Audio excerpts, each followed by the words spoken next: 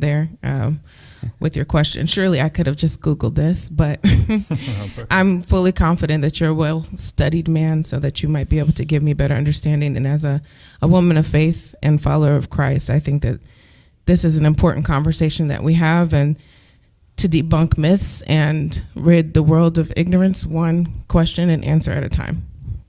So with that being said, how is it that of the Muslim faith, and I heard you reference, and when you spoke of Jesus and said peace be upon him, that he can be simply, and I use that word very loosely, a prophet, when a prophet is supposed to be someone who speaks on behalf of God, but Jesus acknowledges and speaks that he is the I am. Okay. So I think that a study of early Christianity will show that Christianity was anything but monolithic in the first few centuries, right? There were many different movements that arose, and you know, Jesus, peace be upon him, was viewed in many different ways.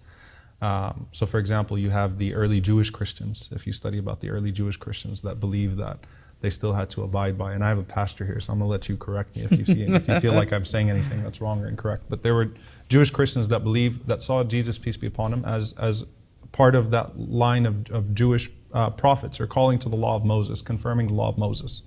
So the law of Moses, peace be upon him, was still relevant, and so on and so forth. There were questions. If you study the adoptionist movement, the Gnostic Bibles, there were people early on in Christianity, in fact, even in Jerusalem, that debated Christ's divinity, peace be upon him, and whether he was God, whether he was the Son of God, whether the Son of Man. These debates did take place, where the Gospels were actually not standardized until what, 6th century, right? About the 6th century, the Gospels started. 4th century. Around the 4th century. So the debate about the nature of Jesus, peace be upon him, is a very early debate. As Muslims, we view him, and this is with full love and respect to our Christian brothers and sisters, to keep that in mind. It's a healthy debate, right? We are, after all, the only other religion in the world that holds Christ, peace be upon him, in any esteem. As Muslims, we view him as a messenger of God, as a prophet of God, as one of the greatest messengers and prophets, who came to confirm the law of Moses, and abrogated only some of those laws, and who's in a line of messengers and prophets. So even the Messiah, we do believe he's the Messiah. So Muhammad, peace be upon him, didn't teach that he would come back to the world to reform it. He actually taught that Jesus, peace be upon him, would return and would establish justice in the world once again. So we believe in a second coming of Christ. But certainly, again, the Gospels were standardized after Christ, and we do hold him in high esteem, but we do see him as a continuation of that line of prophets and messengers, and not as a son of God, not in the begotten sense. So the way that we see it is, and it was called the adoptionist movement, right? The Nestorian Church and so on and so forth. We believe that when God, even in biblical rhetoric, so when it says the Son of God, God references the children of Israel, for example, in the Bible collectively as the Son of God. Other prophets are referenced as sons of God. So we don't believe it to be anything more than metaphorical in that sense, as opposed to something which is literal. So we do hold those differences, but we are the only other faith in the world that holds Jesus, peace be upon him, in any esteem.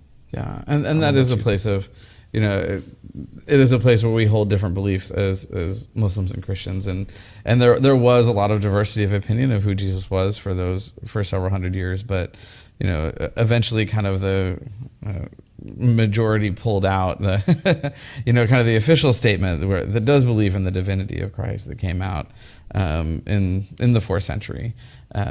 But it is fair to acknowledge that there was a diversity of opinion on that across the early church.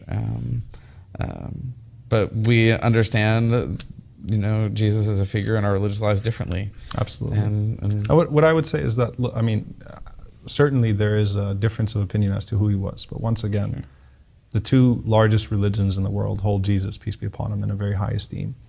And that's something to acknowledge as well, that the similarities are more than the differences. However, to us, our view of God is more in accordance with the Judaic tradition, right?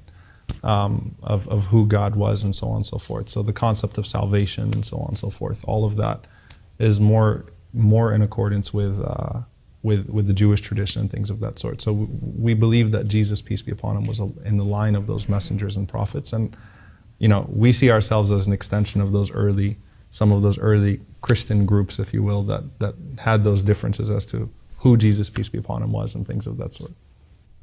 Is that fair, Pastor? Yeah. You good with that? I'm good with that. All right. Thank I don't you. have to do anything to your cookies, right? No, we're good. And I'm gonna get out of the way here soon, but No, take it. just for further clarification for myself, in his own admission, Jesus said that he was I am. It's not really about the perception or other Well, thoughts. is there any written document from Jesus, peace be upon him, or anything that was written directly from him saying that? Or are they all accounts after his departure? Speaking that I would be more than happy to look that up for you. But there's no, so the Gospels were written after Right. Jesus' time, right? And so, again, the Right. Muslims would say that he never claimed that. That's something that's debatable, right? Okay, There's well, nothing that's understood. That's Right. basically, I guess, my question is that there. Yeah, okay. Thank you for answering that, and I would Thank love you. to further that conversation just so I have a better understanding for Sure, myself.